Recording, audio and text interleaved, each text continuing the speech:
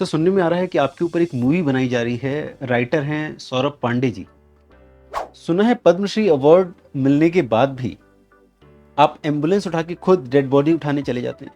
एक PhD chamber में एक सेमिनार था, उसमें आपने किसी को धमकी दी थी कि आप उसको गिरफ्तार करा देंगे। क्या मामला था? 2018 में आपने एक पुलिस कंप्लेन की थी बॉलीवुड एक्टर नसरुद्दीन शाह के खिलाफ। तो उसके पीछे की क्या कहानी है? आप अक्सर बुजुर्गों को नसीहत देते हैं कि अपनी संपत्ति अपने बच्चों के नाम ना किया जाए, ऐसा क्यों? और कोरोना में तो बहुत बुरा हाल देखा कि हाथ तो लगाया नहीं लाशों को बच्चों ने। जाते जाते उन्होंने ऑर्नामेंट्स भी उतार लिए। किसी ने माँ की बालियां उतारी, किसी ने बाप की अंगूठी उतारी, किसी ने घड़ी उतारी, किसी ने मोबाइल निकाला। शंटी जी, अगर मैं कमेंट की बात करूँ, अगर मैं देखूँ फेसबुक पे, सोशल मीडिया पे, तो आपको काफ़ी धमकियाँ दी जाती हैं। आपके कौम के लोग ही आपको धमकी देते हैं। मैं अगर बोलूँ तो अक्सर करके खालिस्तानी जो हैं कम्युनिटी, वो आपको काफ़ी धमकी देती है। तो इसके पीछे क्या है? सरेआम मेरा बेटा तो तख्ती लेके से no to Khalistan India gate पे खड़ा हो गया। तो इनकी धमकियां आनी शुरू हुई। अभी पीछे मुझे फोन आया था, कनाडा से आया, लेकिन था नंबर वो थाईलैंड का कहीं का। पुलिस कंप्लेंट भी करी हमने कि तेरे को और तेरे बेटे को उड़ाने उड़ाने लगे हैं, तुम्हारा नंबर आ गया। तू मेरे को जानता नहीं है। गरीब घर में जो कोई मौत होती है, उनकी पत्नी, उनके बच्चे, उनके बच्चियां सब बहुत रोते हैं, लिपट लिपट के रोते हैं, क्योंकि उनको पता होता है हमारे घर का आसरा यही था, हमारे घर के चलाने वाले मसीहा यही थे। वो उनकी जरूरत होते हैं। लेकिन यही मौत जब किसी पैसे वाले के घर होती है, आंसू तो बहुत दूर की बात है। बढ़िया कपड़े पहन के, काले चश्मा लगा के वो शमशान पे ऐसे खड़े होते जैसे शूटिंग में आए हैं। जिस दिन मुझे पद्मश्री मिला राष्ट्रपति भवन में, उसी दिन शाम को एक कॉल आ गई कि एक लावारिस लाश सड़क पे पड़ी। मैंने 95 में जब एक शमशान घाट पे किसी को देखा था कि अपने बच्चे के दाह संस्कार के लिए पैसे ना होने के कारण लोगों की अध जली लकड़ियों के टुकड़े उठा रहा था। वो मेरे जीवन का बदलाव था। सुने कोविड काल में कुछ हॉस्पिटल ने आपके ऊपर एफआईआर कर दिया, ऐसा क्यों? 11 अप्रैल 11 एफआईआर। 4 लोग आपस में मिल गए थे, हॉस्पिटल वाले, इंश्योरेंस कंपनी वाले, लैब वाले। ये जो लोग थे, ये आपस में मिल गए थे। जिस बीमारी का कोई इलाज नहीं है, उसका बिल 25 लाख 30 लाख रुपए पैकेज। और फिर अगर डेथ हो जाए फिर बॉडी नहीं देते थे। उस समय जब लोग मेरे पास आते थे, मैं उनसे अंडरटेकिंग लेता था, खुद जाता था, और कई हदें पार करनी पड़ी हमें उसमें। मतलब कई हदें पार करनी पड़ी। जलालत उनकी देखते हुए लोहे को काटने के लिए लोहे का काम किया हमने, और डेड बॉडी छीन के लेके आए, उनसे छीन कर लेके आए जबरदस्ती। अगर मैं 29 साल का लेखा जोखा बता दूं आपको, तो 70,000 से ज्यादा डेड बॉडी हम क्रिमेट करा चुके हैं ऑन रिकॉर्ड। और रिकॉर्ड है सबका, एक एक का, क्योंकि डेड बॉडी का मामला है, इसमें बिना रिकॉर्ड के काम नहीं कर सकते। और 40,000 के करीब पेशेंट को भी हमारी सेवा गई है कैरी करने के लिए। पेशेंट को यहाँ से वहाँ, वहाँ से घर, डेड बॉडी को हॉस्पिटल से शमशान या घर से शमशान लेके जाना है। अभी भी हमारे पास 10 से 15 की per day average, per day natural death होती है। लोग थे, वहाँ अच्छे लोग भी सामने हैं। अगर एम्बुलेंस के ड्राइवर घर से नहीं निकलते, अब हमारे ड्राइवर जो है बेचारे, एक ड्राइवर ने एक दिन में 40-40 लाश उठाई है। जब ड्राइवर नहीं होता था, मैं खुद चल देता था। आपको एम्बुलेंस मैन के नाम से भी जाना जाता है, ऐसा क्यों? कारण है उसका बहुत बड़ा कि मैं 95 से एम्बुलेंस में ही चलता हूँ। अच्छा। मैंने कोई अपनी पर्सनल कार नहीं रखी हुई। नहीं तो लोग कोई फॉर्च्यूनर में घूमते हैं या मर्सिडीज में घूमते हैं, मैंने नहीं गाड़ी। मैं इसलिए घूमता हूँ एम्बुलेंस में क्योंकि मेरा जो सपना है, मेरा जो जुनून है, वो यही है कि रास्ते चलते कोई बंदा मिल गया, चाहे वो मृत है चाहे वो एक्सीडेंट है, तो उसको उसके डेस्टिनेशन तक पहुंचाना मेरा कर्तव्य है। क्या दिक्कत है? मैंने तो अभी डॉक्टर भी सस्पेंड कराया है पीछे, क्योंकि अच्छा। मैं लेके गया पेशेंट को, उसने देखने से मना कर दिया। हम्म। सड़क से उठा के लेके गया था। कह रहा जी आप कैसे ले आए? उठा के लेके आया। कह रहा पुलिस को इन्वॉल्व क्यों नहीं किया? मैंने कहा हम्म। जब तक पुलिस आती तब तक तो मर जाता है ये। हम्म। इलाज पुलिस ने करना है, आपने करना है। तो मेरे से बहस करने लगा और उस बहस के अंदर मरीज मर गया। Oh my. उसने आधा घंटा खराब कर दिया। तो मैंने उसके खिलाफ एफआईआर कराई, उसके खिलाफ एलजी साहब को लेटर दिया। बाद में मुझे लेटर आया कि उसको सस्पेंड कर दिया कि आपके पड़ोसी पर अगर हमला हो रहा है और आपको नींद आ जाती है तो अगला नंबर आपका ही है। फिर सच बात है ये। अगर हम रास्ते चलते इन चीज़ों को नहीं रोकेंगे, नहीं टोकेंगे, तो इनके हौसले और बढ़ जाएंगे जो क्राइम कर रहे हैं। बिल्कुल। अगर मैंने हॉस्पिटलों में ये आवाज़ उठाई तो आज एनएचआरसी ने रूल बना दिया ना हम्म। कि कोई हॉस्पिटल डेड बॉडी नहीं रोक सकता है। और इसीलिए मुझे एनएचआरसी के, नेशनल ह्यूमन राइट कमीशन के डिफेंडर्स ग्रुप है एक, हम्म। एचआरडी, उसका मेंबर बनाया गया है। यहाँ मैं एक सवाल पूछना चाहूँगा, अगर मान लीजिए कोई पेशेंट है, उसकी हालत गंभीर है और परिवारजनों के पास इतना पैसा नहीं है कि उनकी पूरी देखभाल और पूरी इलाज कराया जा सके, और बिल बन गया है लंबा चौड़ा और किसी कारण से वो नहीं रह पाता है पेशेंट, तो पेशेंट के जो या जो मृतक है उसके परिजनों को क्या करना चाहिए? कुछ नहीं, एक फॉर्म भरेंगे, अंडरटेकिंग देंगे, उनको डेड बॉडी देनी पड़ेगी। और बाई लॉज आ चुके हैं, जो पैसा था उधर सब खत्म हो गया, सब खत्म। खत्म हो गया। मेरे पास अनंत कुमार जी आए, मेरे बेटे मनीष से मिले कि हम शंटी जी के ऊपर एक बायोपिक बनाना चाहते हैं। तो अनंत कुमार जी वो हैं जिनके जिला गाजियाबाद काफ़ी फेमस रही, डायरेक्टर है। सौरभ पांडे जी की कश्मीर फाइल के राइटर हैं। तो सोनी लिव पे चल रहा है मेरा कार्यक्रम, आपने भी देखना हो, देख सकते हैं, पहचान के नाम से, महेश भट्ट जी का अनस्क्रिप्टेड शो है वो।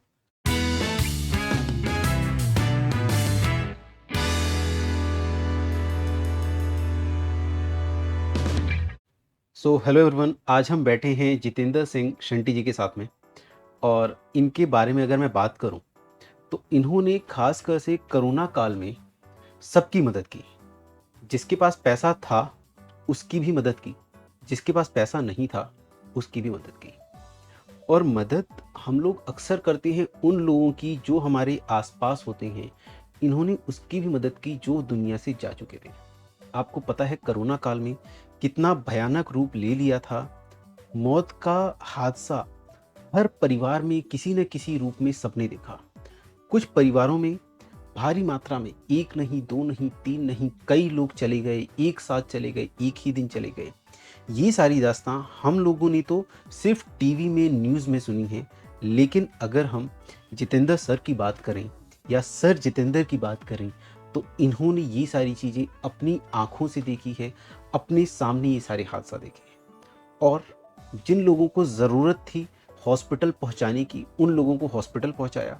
जो लोग दुनिया में नहीं रहे उनको शमशान घाट लेके जाना और वहाँ पे अंतिम संस्कार करना, इस तरीके से इन्होंने जाने कितने लोगों की मदद की। और ये चीज़ें सिर्फ कोरोना काल में नहीं, इससे पहले से भी करते हुए चले आ रहे हैं। इसके साथ साथ में इनको पद्मश्री अवार्ड से भी सम्मानित किया गया है और बहुत सारी खूबियाँ हैं। तो इस वीडियो को हम करते हैं शुरू, और आज हम बहुत सारी इन्हीं सब विषय से रिलेटेड चर्चा करने वाले हैं इस वीडियो में। नमस्कार सर। नमस्कार, मैं धन्यवाद करता हूँ एनडीटी चैनल का, जिन्होंने मेरे लिए इतना वक्त निकाला। बहुत बहुत शुक्रिया आपका। सर आपका बहुत बहुत धन्यवाद इस पूरी दिल्ली की जनता की तरफ से, इंडिया की जनता की तरफ से, क्योंकि आपने एक मसीहा का काम किया है। सर इसकी शुरुआत कहीं ना कहीं हम देखा जाए तो हमारी शुरुआत हम जिस तरीके से बढ़ते हैं हमारे बचपन से होती है। तो आज मैं आपके बचपन के बारे में जानना पहले चाहूँगा कि आपका बचपन किस तरीके से बीता और किस तरीके से आप इस लेवल तक पहुँचे। देखिए, जो इंसान बचपन में देखता है, सुनता है, तकरीबन उन्हीं कदमों पर चलता है, पद चिन्हों पर चलता है। चूंकि मैंने बचपन में गरीबियत भी देखी, फिर मध्यम वर्गीय परिवार में, चूंकि मेरे पापा बहुत मेहनती थे, बहुत काम किया उन्होंने। हम्म, अच्छे समय में हमें घर की छत बना के दी। हम्म, लेकिन मैं छोटी उम्र में ही था जब तो उनकी डेथ हो गई, ओह, और वहीं से मुझे अपना बिजनेस संभालना पड़ा। उसमें स्टैंड होने के बाद तब कुछ और सोचा मैंने। लेकिन सबसे पहले जो बचपन में जो मेरी गरीबियत थी, क्योंकि मैं एमसीडी स्कूल से पढ़ा हुआ हूँ, हम्म, उसके बाद फिर गवर्नमेंट स्कूल में पढ़ा मैं, तो मुझे उन चीज़ों की अहमियत पता है। जिन हम्म, चीज़ों के लिए बिना कई बार इंसान बड़ा महसूस करता है कि काश मेरे पास भी ये होता। होता, वो सारे समय मैंने देखे हुए हैं। मैंने पटरी से 30 रुपए का कोट भी खरीद के पहना हुआ है, सेकेंड हैंड। तो इच्छा होती थी कि हम भी कोई अच्छा काम करें। साइकिल पे बहुत चला हूँ, स्कूटर पे बहुत ज़्यादा चला हूँ। हम्म, साइकिल पे तो डॉक्टर साहब ने ये भी कह दिया था कि शंटी जी, आप और ज़्यादा साइकिल चलाओगे तो टीबी हो जाएगी, ओहो, आप बहुत साइकिल चलाते हो। तो मैं यहाँ से चांदनी चौक भी कहीं भी चला जाता था। कुछ कुछ जुनून था, हम्म, कुछ जवानी का समय था, हम्म, कुछ ज़रूरत भी थी कि पैसे इतने नहीं होते थे। हम्म, तो मुझे लगता है कि जो बचपन में मौज करनी चाहिए थी, हाँ, उस समय मेरे ऊपर कुछ जिम्मेदारियां पड़ी। हम्म, पापा के जाने के बाद किसी का सहयोग नहीं था। हम्म, जो पापा का कारोबार था सारा वो भाई साहब ने संभाल लिया। तो हम्म, मुझे लगा कोई बात नहीं, हम मेहनत करेंगे, और बड़े छोटे स्तर से मैंने काम शुरू किया, और ट्रक की छत पे बैठ के मैं सामान बेचने जाता था। ट्रक की छत पे बैठ के जी जी, यहाँ से लेके अलीगढ़, एटा होता कानपुर तक। क्या सामान आप मोटर बेचते पार्ट, थे? मेरा मोटर मोटर पार्ट पार्ट, के काम था। ट्रक पार्ट्स का, छोटे छोटे अच्छा, क्रॉस वगैरह, एक्सल, कबानी पट्टे, ये का सामान बेचता था मैं। हम्म, क्योंकि चूंकि अपने पास कोई ऐसी गाड़ी नहीं थी जिसमें लेके जाए, और अगर मैं बुकिंग करा के ले जाता हूँ तो उसका खर्चा ही बहुत आ जाता था। बिल्कुल, तो वैसे ही ट्रक की किसी छत पे बैठ के उसी में ऊपर सो जाता था, अच्छा। और अपनी मेहनत करके काम को चलाता। वो बचपन बहुत स्ट्रगल में रहा मैं। आजकल लोग स्ट्रगल देखते हैं, और स्ट्रगल देख के, थोड़ा सा स्ट्रगल देख के वो सोचते हैं बहुत बड़ा टेंशन है, टेंशन में आ जाते हैं, परेशान हो जाते हैं। उन लोगों के लिए क्या मैसेज है आपका? हिम्मत कभी बेकार नहीं जाती, मेहनत कभी बेकार नहीं जाती है। वो एक शेर है कि कौन कहता है कि आसमान पे सुराख हो नहीं सकता, हम्म, एक पत्थर तो तबीयत से उछालो यारो। जो बिल्कुल, मेरे दिल में एक तमन्ना थी कि मैंने समाज में वो काम करने जो किसी ने ना किया, हम्म, लेकिन तब मेरे पास कुछ नहीं था। हाँ, जैसे जैसे साधन जुड़ते चले गए, वैसे वैसे मैं वो काम करता चला गया। अभी और भी तमन्नाएं हैं, वो भी करूँगा आने वाले समय में। लेकिन मेरा जुनून काम आया है इसमें, और जो मैंने अपने फादर साहब को देखा था मेहनत करते हुए, हम्म। वो मैं भूलता नहीं। कोरोना काल में आपने काफी योगदान दिया। उस योगदान का प्रेरणा आपको कहाँ से आया? मुझे लगता है कोरोना काल तो एक हादसा था, जो बहुत बड़ा, जिसे मैं कह सकता हूँ कहर था वो। हम्म, लेकिन ये काम ऑलरेडी कोरोना आने तक 25 साल से हम कर रहे थे। 95 में मैंने शुरू किया था, तो कोरोना आते आते 2020 में फिर 25 साल हो चुके थे। आज 29 साल हो गए। तो वो सारा सिस्टम बना हुआ था मेरे पास। ये हालत थी कि सभी प्रशासनिक लोग, चाहे वो हॉस्पिटल वाले थे, चाहे वो एसडीएम साहब थे, डीएम साहब थे, सब ये कहते थे कि शंटी जी आपकी एम्बुलेंस चाहिए, आपके शव वाहन चाहिए, आपके वॉरियर चाहिए, हम्म, आपके शमशान घाट पे, क्योंकि शमशान घाट भी हमारा हमने एमसीडी से अडॉप्ट किया हुआ है, जो हम सहयोग से चलाते हैं, दिलशाद हम्म, गढ़ वाला, 25 साल से। हम्म, तो वो साधन थे, हम्म, इसी कारण शायद हमारे को लोग बुला रहे थे। हमारा एक्सपीरियंस भी था इसमें, क्योंकि मेरा जो छोटा बेटा जोतजीत है, वो master in disaster management London से करके आया। ओके। वो भी चीज़ें काम जुड़ती चली गई। मेरा एक्सपीरियंस जो प्रैक्टिकल था, मेरे ड्राइवरों का मेहनत, हम्म, वो सारी चीज़ें काम आई। तो इसमें एक होता है जुनून आपका लगा, फिर आपकी नेक्स्ट जनरेशन, आपके बेटे लोगों ने उसे पढ़ के और उस चीज को इम्प्लीमेंट भी किया इसमें। अक्सर लोग आज के ज़माने में अपने पिता का काम नहीं करना चाहते हैं। ज्वेलर का बच्चा ज्वेलर बनने को तैयार नहीं है, डॉक्टर का डॉक्टर बनने को तैयार नहीं है, बिजनेसमैन का बिजनेसमैन बनने को तैयार नहीं है। बिजनेसमैन वाला नौकरी चाह रहा है, नौकरी वाला बिजनेस करना चाह रहा है। हम्म, लेकिन इसमें तो मेरी खुशनसीबी है कि बचपन से ही दोनों बेटे मेरे साथ, जबकि बड़े वाले ने मास कॉम किया हुआ है, मनीष ने हम्म, मुंबई में भी काम करके आया है, वो यहाँ भी करता है। लेकिन साथ साथ वो मेरा भी शहीद भगत सिंह सेवा दल का भी काम सारा, वो पीआर वगैरह देखता रहता है। हम्म, और छोटे वाला जो है वो डिजास्टर मैनेजमेंट का चेयरमैन है, जोजीत। तो मुझे इस बात की तो चिंता नहीं है कि मतलब ये काम आगे कैसे बढ़ेगा। हाँ जी। वो तो काम बढ़ चुका है, वो तो टीम वर्क है, हमारा बन चुका है। तो ये बहुत हमारी खुशनसीबी है कि बच्चे भी उसी गाइडलाइन में चल रहे हैं। हम बात करें, आपने बताया कि ये कोरोना काल से नहीं, काफ़ी पहले से चल रहा है, तो पहला इनिशिएटिव कब आया और कैसे आया? 95 में आया। 95। क्योंकि देखो ऐसा होता है, जैसी हमारी फितरत होती है, जैसी हमारी आदतें होती हैं, परमात्मा ऐसी चीज़ों से टकरा देता है। हाँ जी। जैसे कोई कठोर दिल का व्यक्ति है, उसके सामने कोई सड़क पर गिरा भी पड़ा होगा तो वो हाथ नहीं लगाएगा, क्योंकि उसको आदत नहीं है। हुँ, लेकिन जो सामाजिक है, जिसके दिल में कहीं दया है, वो फट से उस बंदे को उठाएगा। बिल्कुल। तो मैंने 95 में जब एक शमशान घाट पे किसी को देखा था कि अपने बच्चे के दाह संस्कार के लिए पैसे ना होने के कारण लोगों की अध जली लकड़ियों के टुकड़े उठा रहा था, वो मेरे जीवन का बदलाव था। मैंने अपने दोस्तों को कहा उसी दिन वहीं पर, हुँ, राष्ट्रीय राजधानी में लोग करोड़ों रुपए शादी में, ब्याह पे, जन्मदिन पे लगाते हैं, कार पे लगाते हैं, मकान पे लगाते हैं, ये काम क्यों नहीं कर सकते? तो हम क्यों नहीं कर सकते? तो 95 से शुरू किया हमने। बहुत लोगों ने इस पे हमें फप्तियां भी कसी हुँ, कि आप तो लाशों का व्यापार करते हैं। जब हम ब्लड डोनेशन करते थे कहते थे खून बेचते हैं। हुँ। लेकिन अब आंखें खोलकर कान बंद करके सेवा करते चले गए।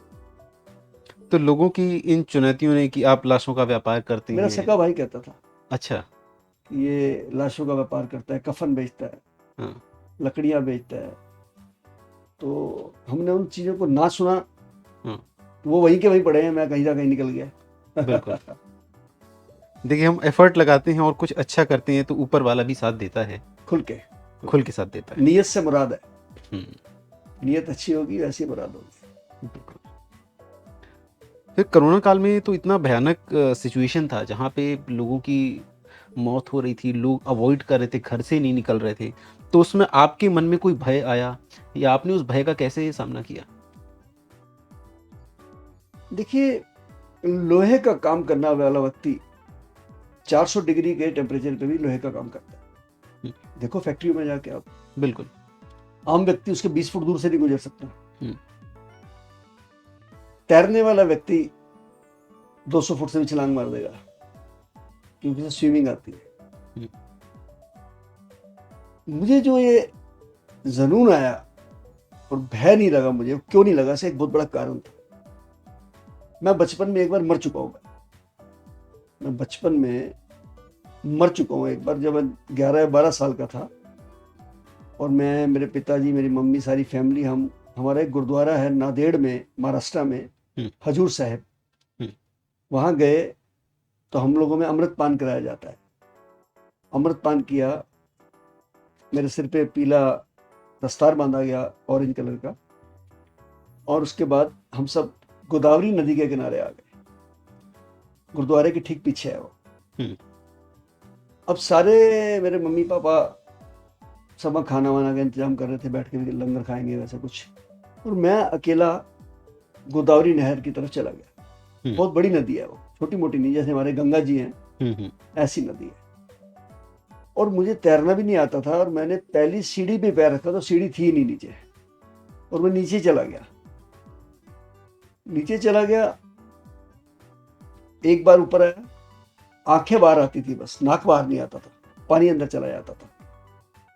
दूसरी बार आया, फिर पानी अंदर गया। मैं बोलना चाह रहा हूं पर बोल नहीं सकता, जब बोलने की और कोशिश करता हूँ मुंह के अंदर पानी जाता है। हाथ पैर मार रहा हूं मैं, लेकिन मुझे तैरना नहीं आता। बाहर एक लेडीज मिट्टी के खिलौने बना के बेच रही थी। हुँ, उसने हल्ला मचाया कि ये बच्चा किसका है, डूब गया है, बच्चा डूब चुका है।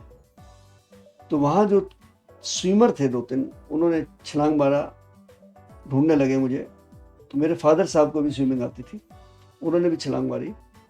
अब वहाँ क्या चीज़ काम आई कि जब मैं अमृत छक के आया था, तो जो जो मुझे दस्तार बांधी थी गुरुद्वारा साहिब से, वो दस्तार जो है, दस्तार इन द सेंस छोटी पगड़ी होती है हम लोगों में, हुँ, सरोपा बोलते हैं उसको, हुँ, वो तैरता हुआ दिख गया उनको, हुँ, मेरे फादर साहब को।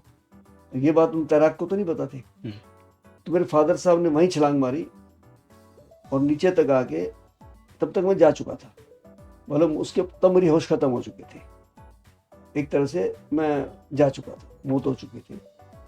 मेरे को पापा ने खींचा, ऊपर लाए, नीचे दलदल थी बहुत, मेरे मुंह में पेट में सब दलदल चली गई। अब जब बाहर लाए, जो तैराक थे उन्होंने भी मदद करी बाहर निकालने में, तो मैं ब्रेन डेड था।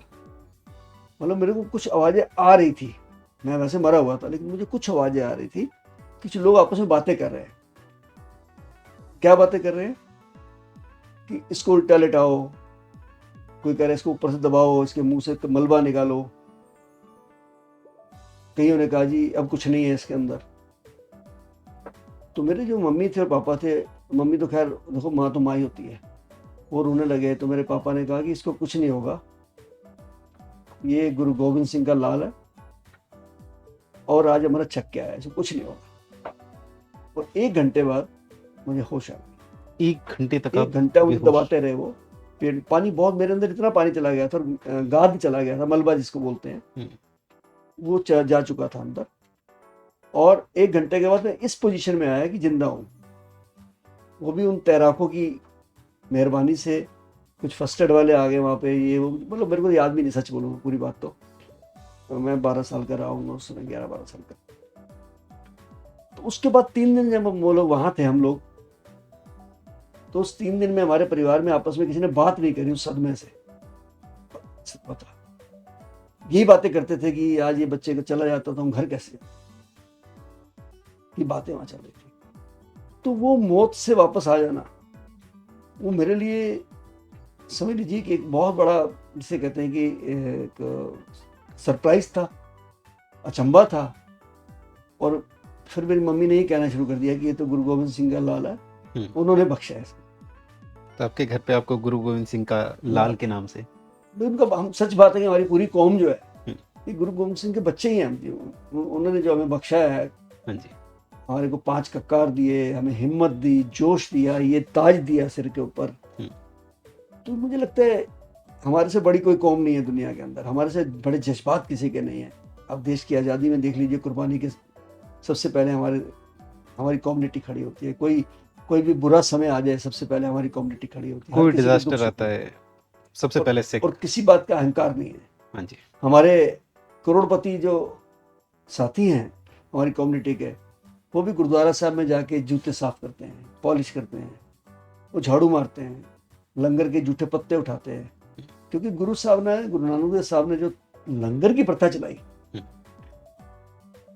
इसका एक मेथड था कि जब लंगर नीचे बैठ के खा रहे हैं तो गरीब अमीर सब समान हो जाते हैं, सब समान। चाहे वो कोड़ी भी है तो वहीं बैठ के खाएगा। इस प्रथा का यही मकसद था कि लंगर एक ऐसी प्रथा है, ऊंच नीच के भेदभाव को मिटाती है। और जिस बात को आज साइंस कह रही है या वैज्ञानिक कह रहे हैं या लोग कहते हैं, वो गुरु नानक साहब ने उस समय कह दी थी। आज साइंस कहती है ना कि आप हवा के बिना जिंदा नहीं रह सकते, पानी के बिना जिंदा नहीं रह सकते। गुरु नानक देव साहब का श्लोक है, पवन गुरु पानी पिता। ये गुरु नानक देव साहब ने उस समय कह दिया था कि पवन गुरु है और पानी पिता है, जीवित रखता है हमको। ये बातें गुरु नानक देव साहब ने कही थी। तो इसलिए मेरा बचपन, जब मौत का बात थी, मौत से इसी वजह से मैं कोविड में नहीं डरा कि मुझे मरने का एक्सपीरियंस था। और मैं अपनी गुरबानी में सुनता आया हूँ कि मोहे मरने का चाव है, मरूं तो हर के द्वार। तो मुझे लगता है कि शमशान से बड़ा हर का द्वार कहाँ हो सकता है। तो आपने ये कि मरूं तो हर का द्वार, ये आपने जो बोला कि शमशान भूमि में मरूं, तो ऐसा ख्याल आपको नहीं आया जब आप कोविड काल में इतने लोगों की हेल्प कर रहे थे, आपके ड्राइवर लोग हेल्प कर रहे थे, आपकी फैमिली सपोर्ट कर रही थी, उस समय आपको मौत का ख्याल नहीं आया? नहीं, सारा ख्याल था। क्योंकि लेकिन पहला जब कोविड आया उसमें हम सारे बेड पे चले गए। मैं डेथ बेड पे था, बेटा वेंटिलेटर पे था। एक ड्राइवर की मौत हो गई बार, फिर मेरी एक सिस्टर इन लॉ की डेथ हो गई, फिर मेरे एक ब्रदर इन लॉ की डेथ हो गई। 3 लोग चले गए हमारे। और 14 दिन बाद जब मैं नीचे उतरा क्वारंटाइन से, तो तमाम मीडिया वाले और ऑफिसर्स वगैरह हमको बधाई देने आए। होता ही था उस समय ऐसे शुरू में कि जो ठीक होता था कोई फूलों की बरखा करता था कुछ।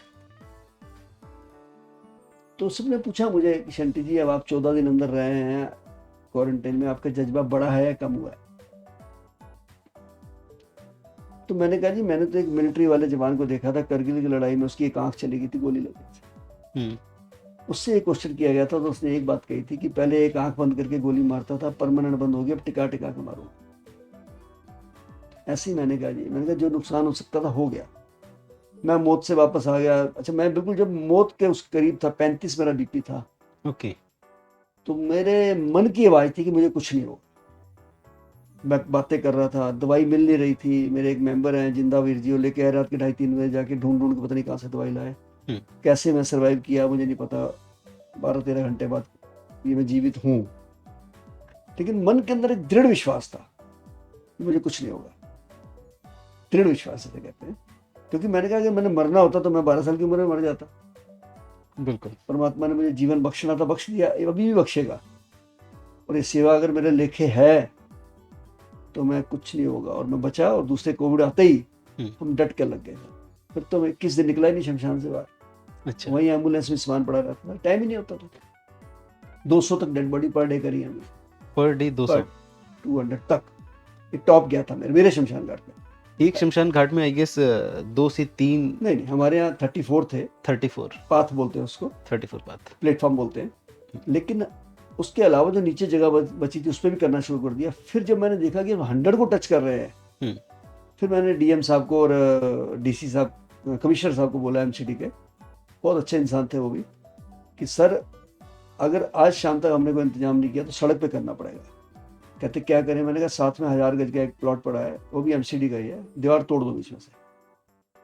आनंद फानंद में बुलडोजर आया, दीवार तोड़ी गई। वहाँ पे फिर 68 उन्होंने प्लेटफॉर्म और बना दिए, खाली ईंटें बिछा दी, मतलब बस यहाँ करो आप, नंबरिंग कर दी 1 2 3 4 ऐसे करके। तो आप वहाँ हमने 200 तक भी टोटल कराया हमने एक दिन में। और दिन क्या रात कब होती थी हमें तो पता ही नहीं, सच बोलूँगा। कहते हैं ना, सुबह होती है शाम होती है, यूं ही जिंदगी तमाम होती है। सुने कोविड काल में कुछ हॉस्पिटल ने आपके ऊपर एफआईआर कर दिया, ऐसा क्यों?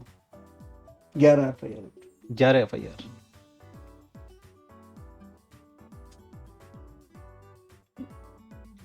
इस कोविड काल में बहुत अच्छे लोग सामने आए, और कईयों ने तो कर्जा ही उतार दिया देश का। Doctor, technicians, nurses, police, civil defence, ambulance driver, शमशान घाट पे काम करने वाले कर्मी, मीडिया कर्मी भी, मैं तो कहूँगा बेचारे वो भी शमशान घाट पे आते थे कवरेज करने। लेकिन सबसे गंदा रोल अगर किसी का था, उसमें 100% तो नहीं कह सकते, 10-5% तो अच्छे लोग भी होंगे, 10-20%। लेकिन जो मैंने देखा दिल्ली में, 4 लोग आपस में मिल गए थे, हॉस्पिटल वाले, इंश्योरेंस कंपनी वाले, लैब वाले। ये जो लोग थे ये आपस में मिल गए थे। जिस बीमारी का कोई इलाज नहीं है उसका बिल 25 लाख 30 लाख रुपए पैकेज, और फिर अगर डेथ हो जाए फिर बॉडी नहीं देते थे। उस समय जब लोग मेरे पास आते थे, मैं उनसे अंडरटेकिंग लेता था, खुद जाता था, और कई हदें पार करनी पड़ी हमें उसमें, मतलब कई हदें पार करनी पड़ी। जलालत उनकी देखते हुए लोहे को काटने के लिए लोहे का काम किया हमने, और डेड बॉडी छीन के लेके आए, उनसे छीन कर लेके आए जबरदस्ती, कि आपके पास कोई ऐसा अधिकार नहीं है। और हमारे देश का कानून भी कहता है, 2017 में चार्टर भी आया था सुप्रीम कोर्ट में, कि कोई हॉस्पिटल डेड बॉडी को रोक नहीं सकता है। और अब तो NHRC ने रूल ही लागू कर दिया है। तो जिन जिन हॉस्पिटल से मैंने जबरदस्ती डेड बॉडियां उठाई, उनका नुकसान हुआ, किसी का 20 लाख, किसी का 30 लाख, किसी का 15 लाख, उन सब ने मेरे ऊपर FIR कर दी। ओके। मैं भी बड़ा खुश था। मैंने कहा बहुत अच्छा किया, आप करिए ना, कोर्ट में जाएंगे तो बात करेंगे ना, आपकी जलालत तो हम दिखाएंगे ना वहाँ पे, कि 400 रुपए वाली PP किट आपने 7,800 रुपए की लगाई हुई है बिल के अंदर। अगर 25 पेशेंट ICU के अंदर हैं, एक डॉक्टर गया है सबको देखने के लिए, तो 25 के 25 उनके घर वालों को बिल लगा दिया गया PP किट का। डॉक्टर तो एक गया ना। अगर ऐसा नहीं है, मैं कह रहा हूँ जो, तो 2000 का इंजेक्शन 2 लाख का किसने बेचा दिल्ली में? बताइए ना। 1000 वाली एम्बुलेंस 50,000 पे कैसे मिली? 500 वाला ऑक्सीजन का सिलेंडर 50,000 का कैसे बिका? अगर ऐसी बातें नहीं है, और ऑक्सीजन की कमी की वजह से राष्ट्रीय राजधानी में जहां नारे लगते हैं बिजली हाफ पानी माफ, हवा नहीं थी, ऑक्सीजन नहीं थी, उसके लिए 25 लोग एक रात में जयपुर गोल्डन हॉस्पिटल में मर जाते हैं। तो ये जलालत नहीं है? इसके खिलाफ मैंने इंकलाब की आवाज़ उठाई, लड़ा उनसे, डेड बॉडियाँ उठाई, संस्कार कराए, करते रहो केस। अगर मैं गलत हूँ तो न्यायपालिका मुझे दंड दे देगी, नहीं तो तुम तो चोर हो ही सारे, तुमको तो छोड़ूंगा नहीं मैं। वो तो कोविड था, आज भी बताता हूँ मैं। अभी गुड़गांव का बहुत बड़ा हॉस्पिटल, 1 महीना पहले मेरे एक सज्जन आए, मेरे पास 80 लाख रुपए का बिल, 80 लाख रुपए का, वो डेथ हो जाती है। कह रहे जी हमारे पास तो पैसे ही नहीं है। इन्होंने करते क्या है हॉस्पिटल वाले, पैकेज देते हैं पहले। कोविड से भी हटके बात करता हूँ आज भी। सपोज किसी को किडनी की प्रॉब्लम आ, तो कहेंगे जी आप किडनी वाला कोई बंदा ले आए, हमको ट्रांसप्लांट कर देंगे। वो आ गया जी। किडनी ट्रांसप्लांट तो आई गेस इलीगल है इस समय, अगर किसी और से हम लेते नहीं, हैं। ले नहीं सकते आप किसी के, सिर्फ अपने आपके ब्लड Relative। रिलेशन वाला दे सकते हैं। लेकिन उसका भी खर्चा लगाते हैं ना, 13 लाख रुपए लेंगे सपोज। तो अगला कहता है ठीक है यार, हमारा बंदा बचना चाहिए। अब होता क्या है, 13 लाख रुपए वाला जो पैकेज है उसको 73 रुपए पहुंचा दिया जाता है। क्योंकि जैसे ही किडनी का ऑपरेशन करते हैं, फिर 8-10 बीमारियां और गिना देते हैं।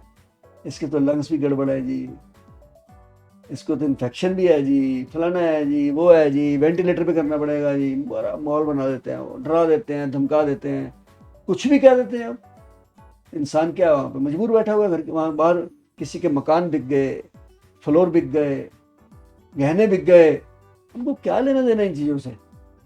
और मेरी कंप्लेंट पे 3 हॉस्पिटलों पे छापे पड़े, एक ही कंपनी के, फरीदाबाद में, नोएडा में और दिल्ली में, ईस्ट दिल्ली में। एक दिन की सेल 4 करोड़ रुपए थी और 2 से 2.5 करोड़ का सोना भी था। बताओ सोना कहाँ से आप सोचोगे, कन्वर्ट करा लिया उन्होंने पैसे देके।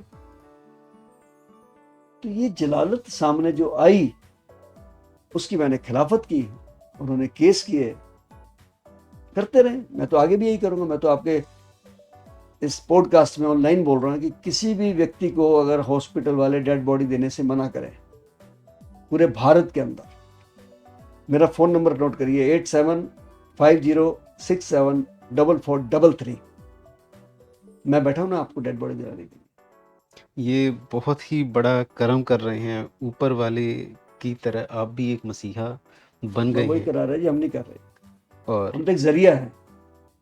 देखिए जाने कितने गरीब लोग होते हैं जिनको पता ही नहीं होता कि ऐसी कुछ भी मदद हो सकती है कहीं से। तो सर ने तो रिपीट कर दिया, मैं आपको दोबारा से रिपीट करता हूँ कि आप, आपके जानने वाले, अगर किसी को भी कभी भी ऐसी नौबत आ जाती है कि डेथ बॉडी लेने के लिए आपको पैसे देने पड़ रहे हैं, आप उस लायक नहीं हैं, तो आप संपर्क कर सकते हैं। मैं कॉन्टैक्ट डिटेल डिस्क्रिप्शन में डाल दूंगा और इस वीडियो को, इस कॉन्टैक्ट नंबर को आप सेव कर लें। आपके नहीं, हो सकता है आप किसी और की मदद कर दें, जिससे कि एक बहुत ही बड़ा रिलीफ मिल जाए। कम से कम अगर जो इंसान चला गया है उसको तो परेशानी ना झेलना पड़े, उसके परिजनों को परेशानी ना झेलना पड़े, और अंतिम संस्कार जैसी चीज़ तो कम से कम एक इंसान को जाते जाते मिल सके।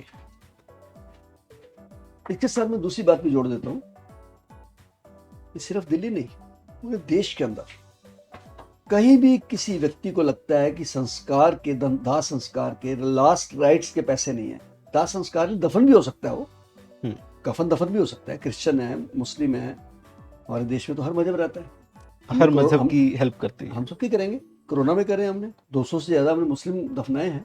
14 क्रिश्चियन को तो जलाना पड़ा मेरे शमशान घाट में, क्योंकि उनके ग्रेव यार्ड में जगह नहीं थी। तो उनको क्रीमेट करके उनकी एशेस को ले जाके दफनाया उन्होंने। फादर ने कहा मुझे ऐसा कर दो, हमने कर दिया। उसकी मेरे पास वीडियो भी है मेरे पास।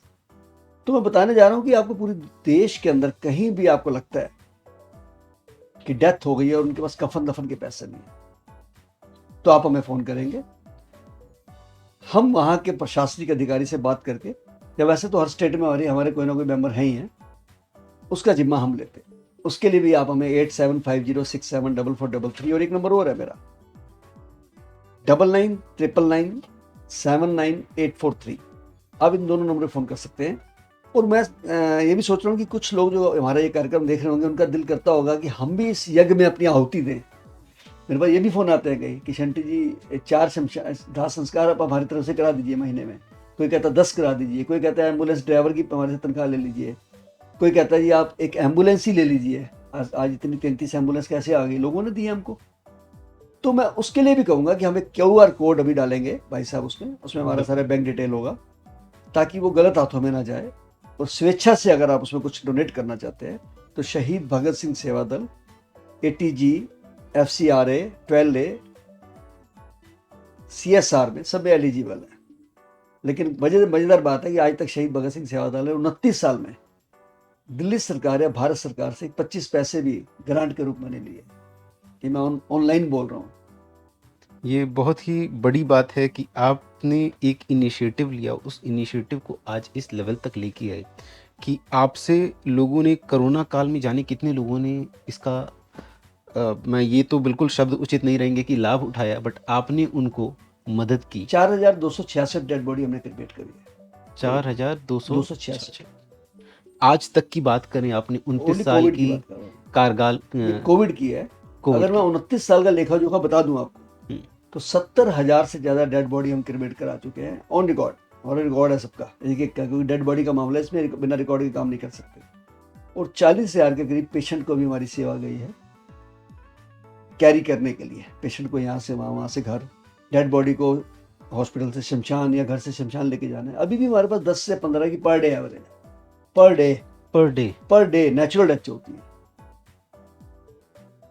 इसलिए इस सेवा के लिए कई लोग कहते हैं कि शंटी जी हम ये एम्बुलेंस के लिए दान करना चाहते हैं या शमशान घाट की लकड़ी के लिए करना चाहते हैं, क्योंकि जब बुरा वक्त चल रहा था हमारे शमशान घाट में लकड़ी नहीं थी। उस समय बहुत अच्छे लोगों के फोन आए मुझे। वेव सिटी के मालिक है राजू चड्डा जी, 1,000 टन लकड़ी भेजी उन्होंने, 1,000 टन। एक संदीप शर्मा जी हाई कोर्ट के जज हैं शिमला में, वहां से फोन करके उन्होंने लकड़ी भेजी मुझे। कोई ट्रैक्टर पे लकड़ी लेके आ रहा है, कोई कार में लेके आ रहा है, कोई ट्रक लेके आ रहा है। हमारे देशवासियों में ये बात तो बहुत है कि आपस में चाहे हम कुछ भी करते हैं, लेकिन जब देश के ऊपर कोई बात आ जाती है तो हम सब एक हो जाते हैं और वहाँ एक ही नारा देते हैं कि मजहब नहीं सिखाता आपस में प्यार रखना। ये बात तो निश्चित है, हमारे देश मुल्क के हमारे काबिल तारीफ है कि आपस में चलो हर घर में होता है तो भाई भाई का भी होता है, लेकिन जब कभी विपदा आई है, जैसे कोविड का भयानक समय आया, उससे पहले करगिल का समय आया, कहीं भी हुआ, गुजरात में हुआ, अर्थक्वेक आया, मैं तो नेपाल भी गया जब वहाँ पे अर्थक्वेक आया, मैं मद्रास में भी गया जब वहाँ बाढ़ आई, कश्मीर में भी गया, उत्तराखंड में भी गया। तो वहाँ मैं क्या देखता हूँ कि वहाँ सब भूल जाते हैं कि हम किस कम्युनिटी के, और वो बड़े बड़े नेता जो नारे लगाते हैं ना जातिवाद के, वो भी छुप जाते हैं उस समय, क्योंकि काम उन्होंने नहीं करना, काम तो संस्थाओं ने करना है, जनता ने करना है। मैं कई लोगों को देख के मुझे बड़ी खुशी होती है। कई लोगों को के लिए लोग बहुत बुराई करते हैं कि फला ऐसा है, फला ऐसा है। मैं किसी कम्युनिटी की बात नहीं कर रहा हूँ, कुछ संस्थाओं के बारे में भी कहते हैं। जैसे हमारी कम्युनिटी में कहते हैं कि यार ये RSS से जुड़े हुए हैं, RSS से करती है, वो करती है। तो मैंने कहा यार मुझे तो कोई उनमें बुराई दिखी नहीं। मैं नेपाल गया तो सबसे पहले RSS वाले हमारे साथ वहाँ पे लंगर लगा रहे थे, लाशें भी उठवा रहे थे, हमारे शमशान घाट में भी साथ दे रहे थे कई लोग आके, सेवा भारती वाले। और जब भी कोई विपदा आती है खड़े हो जाते हैं वो। अब उनकी अच्छी बातें देखो ना, जो भी एक संस्था है एक अच्छा काम कर रही है, आप उसको कैच करिए ना। कुछ छोटी मोटी बुराई है उसको छोड़ दीजिए ना। ऐसा कौन सा इंसान है जिसके अंदर बुराई नहीं है? बिल्कुल। ऐसा कौन सी संस्था है जो गलती नहीं करती होगी? हो जाती है गलतियां तो गलती संस्था की किसी एक मेंबर से हो सकती है, उसके लिए पूरी संस्था को ब्लेम करना is not a right way. बिल्कुल ठीक बात। हम अगर अच्छी चीज़ों को देखते हैं हमें अच्छाई दिखती है, हम अगर खराब चीज़ों को देखते हैं तो हमें खराब दिखती है। अगर आप अच्छी चीज़ों को देखेंगे तो आप मेंटली हेल्दी रहेंगे, आप स्वस्थ रहेंगे, आपको टेंशन जैसी चीज़ें नहीं आएंगी। तो आपको हमेशा हर जगह एक अच्छाई देखनी है। आप अगर अच्छाई देखते हैं तो आपके साथ भी अच्छाई होती है। इसका एग्जाम्पल हो रहा है ना आपके सामने, जहां हम कह रहे हैं कि हॉस्पिटल्स ने उस समय गुंडागर्दी करी। हाँ जी, मैं लफ्ज दे रहा हूं उसको, गुंडागर्दी बराबर। उस कहर में इन्होंने कहर बरपाया। मैंने तो यहां तक कहा माननीय गृह मंत्री जी को कि इनके ऊपर NSA लगाना चाहिए, इनकी बेईमानी को देखते हुए। लेकिन दूसरी तरफ उन्हीं के डॉक्टर्स, वो तो भगवान का रूप थे। अगर उस समय डॉक्टर काम पे नहीं आते, नर्सेज नहीं आती, टेक्नीशियन नहीं आते, तो कितने लोग मर जाते? सोचिए ना बात को आप। बिल्कुल। तो जहां बुरे लोग थे वहां अच्छे लोग भी सामने आए। अगर एम्बुलेंस के ड्राइवर घर से नहीं निकलते अब हमारे ड्राइवर जो है बेचारे, एक एक ड्राइवर ने एक दिन में 40-40 लाश उठाई है। जब ड्राइवर नहीं होता था मैं खुद चल देता था। आपको एम्बुलेंस मैन के नाम से भी जाना जाता है, ऐसा क्यों? कारण है उसका बहुत बड़ा कि मैं 95 से एम्बुलेंस में ही चलता हूँ। अच्छा। मैंने कोई अपनी पर्सनल कार नहीं रखी हुई, नहीं तो लोग कोई फॉर्च्यूनर में घूमते हैं या मर्सिडीज में घूमते हैं, मैंने नहीं गाड़ी। मैं इसलिए घूमता हूँ एम्बुलेंस में क्योंकि मेरा जो सपना है, मेरा जो जुनून है, वो यही है कि रास्ते चलते कोई बंदा मिल गया, चाहे वो मृत है चाहे वो एक्सीडेंट है, तो उसको उसके डेस्टिनेशन तक पहुंचाना मेरा कर्तव्य है। तो मेरी एम्बुलेंस में stretcher, PP kit, Morshi bag, first aid box, oxygen सब रेडी रहता है। और जब तक लोग अभी बातें कर रहे होते हैं, क्योंकि आजकल कोई एक्सीडेंट हो जाए या कोई मौत हो जाए या कुछ, लोग सबसे पहले वीडियो बनानी शुरू कर देते हैं, पेशेंट को नहीं उठाते हैं। तो मैं पहला काम ये करता हूँ, एम्बुलेंस वहीं लगाई, फटाफट गाड़ी में डाला और सीधा ले जाता हूँ। जाते हॉस्पिटल वाले मुझे कई बार कहते हैं आप कौन है इनके, मैंने कहा जी मैं कोई नहीं हूँ इनका, ये मेरा कार्ड पकड़िए, अगर आपको कोई मेरे खिलाफ एफआईआर करानी हो करा दीजिएगा। सड़क पे पड़ा था, मैं उठा के ले आया, बस इतना करता हूँ। मैं कहता हूँ अब मैं नहीं परवाह करता इन बातों से कि वो मेरे पे केस कर देंगे, ये कर देना यार, क्या दिक्कत है। मैंने तो ये डॉक्टर भी सस्पेंड कराया पीछे, क्योंकि मैं लेके गया पेशेंट को, उसने देखने से मना कर दिया, सड़क से उठा के लेके गया था। कह रहा जी आप कैसे ले आए, उठा के लेके आया। कह रहा पुलिस को इन्वॉल्व क्यों नहीं किया। मैंने कहा जब तक पुलिस आती तब तक तो मर जाता है ये, इलाज पुलिस ने करना है आपने करना है। तो मेरे से बहस करने लगा और उस बहस के अंदर मरीज मर गया। उसने आधा घंटा खराब कर दिया। तो मैंने उसके खिलाफ एफआईआर कराई, उसके खिलाफ एलजी साहब को लेटर दिया, बाद में मुझे लेटर आया कि उसको सस्पेंड कर दिया। क्यों ना करे ऐसा लोगों को, बिल्कुल करना चाहिए। आप भगवान की सीट पे बैठे हैं, एक डॉक्टर भगवान के रूप में होता है जब कोई इमरजेंसी में पेशेंट आता है, और अगर वो मना करता है तो अपने कर्तव्य को छोड़ रहा है, तो फिर उसको सीट के ऊपर बैठने को कोई अधिकार नहीं है। और अगर मैं उस जुल्म के देख रहा हूँ, कहते हैं ना, मेरे दोस्त हैं खेड़ा जी, उनका एक कोटेशन है कि आपके पड़ोसी पर अगर हमला हो रहा है और आपको नींद आ जाती है तो अगला नंबर आपका ही है। फिर सच बात है ये। अगर हम रास्ते चलते इन चीजों को नहीं रोकेंगे, नहीं टोकेंगे, तो इनके हौसले और बढ़ जाएंगे जो क्राइम कर रहे हैं। बिल्कुल। अगर मैंने हॉस्पिटलों में ये आवाज उठाई तो आज NH4C ने रूल बना दिया ना कि कोई हॉस्पिटल डेड बॉडी नहीं रोक सकता है। और इसीलिए मुझे NHRC के, नेशनल ह्यूमन राइट कमीशन के डिफेंडर्स ग्रुप है एक, HRD, उसका मेंबर बनाया गया है। यहाँ मैं एक सवाल पूछना चाहूँगा, अगर मान लीजिए कोई पेशेंट है, उसकी हालत गंभीर है और परिवारजनों के पास इतना पैसा नहीं है कि उनकी पूरी देखभाल और पूरी इलाज कराया जा सके, और बिल बन गया है लंबा चौड़ा और किसी कारण से वो नहीं रह पाता है पेशेंट, तो पेशेंट के जो मृतक है उसके परिजनों को क्या करना चाहिए? कुछ नहीं, एक फॉर्म भरेंगे, अंडरटेकिंग देंगे, उनको डेड बॉडी देनी पड़ेगी। और जो पैसा था उधर सब खत्म हो गया, सब खत्म हो गया। भाई लॉज आ गए। जिसके घर में पैसा ही नहीं है और जो इलाज कराना चाहते हैं उनके लिए भी बताना चाहिए लोगों को। एक्सीडेंट हो गया है, कोशिश करिए कि आप सबसे पहले गवर्नमेंट हॉस्पिटल में लेके जाइए, जो नजदीकी हो। अगर नहीं है तो बात अलग है। गवर्नमेंट हॉस्पिटल से अगर वो प्राइवेट हॉस्पिटल में लेके जाते हैं किसी भी बड़े में, तो फिर उनको EWS की सुविधाएं भी मिल जाती है। उसकी कोई लिमिट नहीं है, वो 10 लाख तक भी जा सकते हैं, ठीक है। और उस प्रधानमंत्री की जो आयुष्मान योजना आई है 5 लाख का, तो वो भी फायदा मिल जाता है। लेकिन अगर परमात्मा ना करे कि बचता नहीं है वहां पे, फिर तो 1 रुपया भी नहीं देना। इसीलिए तो मैंने नंबर दिया है, क्योंकि 3-3, 4-4 दिन डेड बॉडी को ये रोक लेते थे, अब 4 मिनट भी नहीं रोक सकते। ये बहुत ही अच्छा समाचार है। तो ये नंबर मैं आपको डिस्क्रिप्शन में डालने वाला हूँ, वीडियो में भी आपको ये नंबर दिख जाएगा। इस नंबर को सेव करके रख लें और इस वीडियो को, इस पार्ट को आप सबके साथ शेयर करें। क्योंकि अक्सर हम देखते हैं कि हमारे जान पहचान वाले के साथ ऐसी कुछ न कुछ हादसा हो जाता है, उसके बाद उनको भारी रकम चुकाना पड़ता है, अपना घर बेच के, ज़मीन बेच के, गहने बेच के, जो कि बहुत दर्दनाक होता है।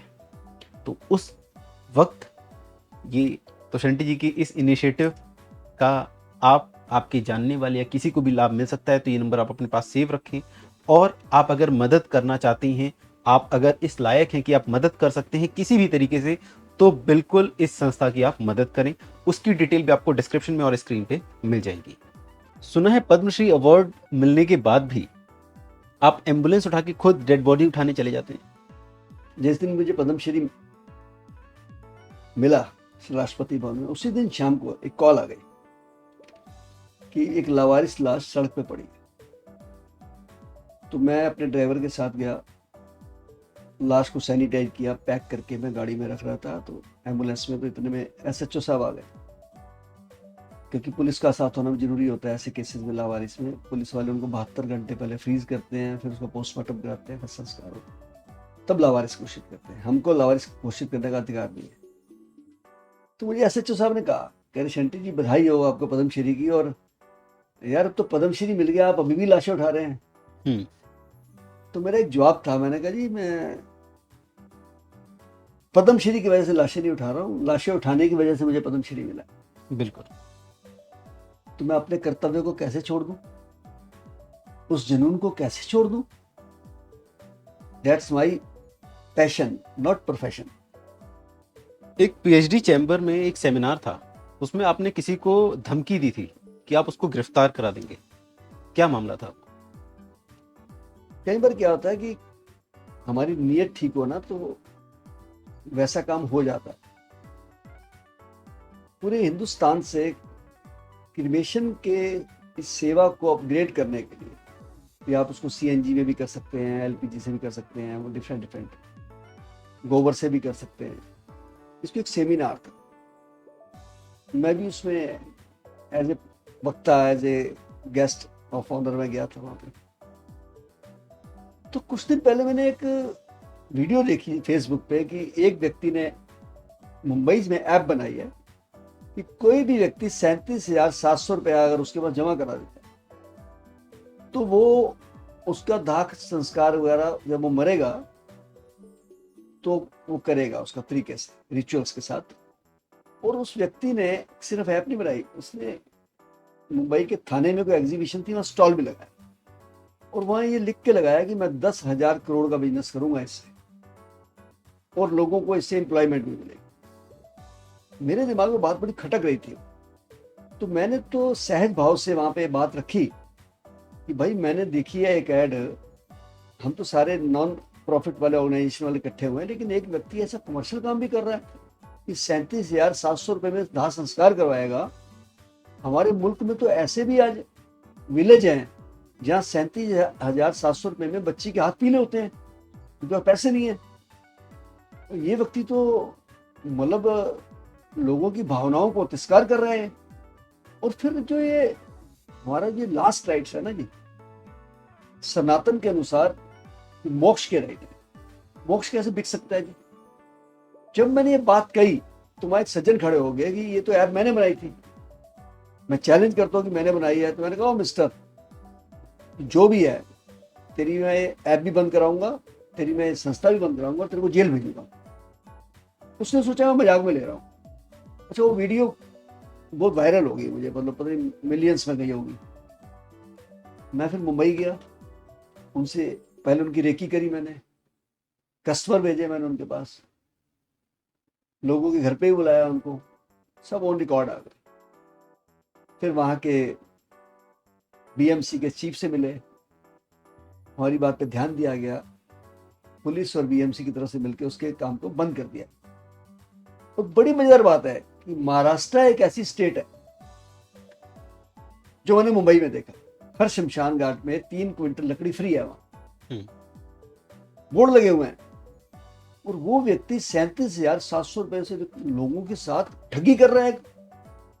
आप लोगों के इमोशंस के साथ, इमोशन को कैश करके, कि हर बंदा सोचता है यार मेरा बाद में कोई करे ना करे। तो उसकी गुंडागर्दी को बंद कराने के लिए मुझे मुंबई जाना पड़ा।